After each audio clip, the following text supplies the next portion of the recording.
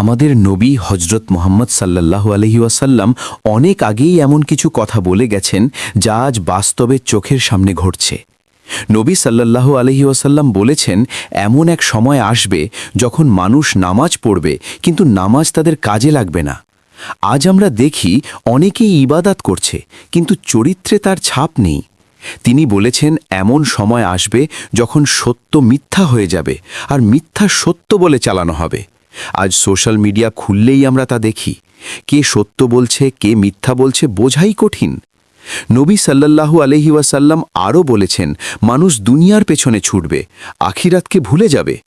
আজ আমরা অর্থ, খ্যাতি আর স্টেটাসের জন্য এত ব্যস্ত যে আল্লাহকে মনে করার সময় পাই না। তিনি বলেছেন, অশ্লীলতা ছড়িয়ে পড়বে, লজ্জা কমে যাবে।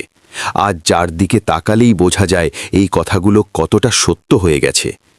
এই সব কথা শুনে ভয় পাওয়ার জন্য নয়, নবী সাল্লাল্লাহু আলাইহি ওয়াসাল্লাম এগুলো বলেছেন যেন আমরা সচেতন হই, নিজেকে ঠিক করি, পরিবারকে ঠিক পথে আনি। এখনো সময় আছে, ফিরে আসার পথ খোলা আছে। আল্লাহ আমাদের বুঝার তৌফিক দিন। আমিন।